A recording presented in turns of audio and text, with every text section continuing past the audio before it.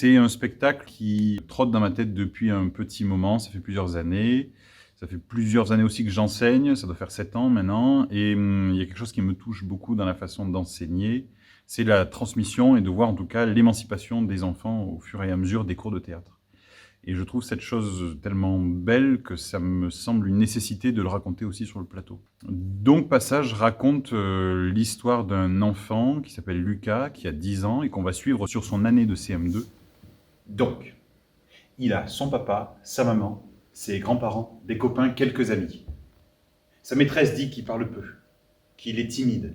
Elle m'avait dit, vous verrez, lui, il n'est pas comme les autres. Et puis ça va être l'occasion, pendant 1h05, 1h10 avec ce spectacle, de questionner le rapport à l'autorité, le rapport au rêve, le rapport à la liberté aussi, qu'il est important de préserver, le rapport au lien intergénérationnel, au harcèlement scolaire, au féminisme aussi. Voilà. En tout cas, c'est l'occasion de questionner plein d'autres personnages qui tournent autour de lui et qui gravitent, que ce soit les parents, que ce soit les grands-parents, que ce soit ses copains et ses camarades de classe, que ce soit Clément, l'intervenant théâtre, qu'il rencontre cette année-là.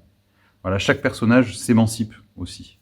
Et ce qui m'intéressait moi, et ce qui m'intéresse aussi quand je crée des spectacles avec La Joie errante, c'est de rendre visible, en tout cas, cette complexité-là d'existence qui s'entrecroisent en permanence et qui finissent en fait par former comme un réseau. En fait, fatalement, que c'est pas manichéen. Il y a pas de bien ou de mal, mais c'est toujours très complexe et les situations sont toujours plus complexes qu'elles ne laissent le paraître. Donc voilà, moi c'est ce qui m'intéresse. Et le pari que je me suis lancé avec ce spectacle-là, c'est de garder un texte, d'avoir le peuple, le public qui vienne, et que voilà, ensemble on puisse célébrer ça autour d'une fête et d'un texte qui puisse parler au plus grand nombre.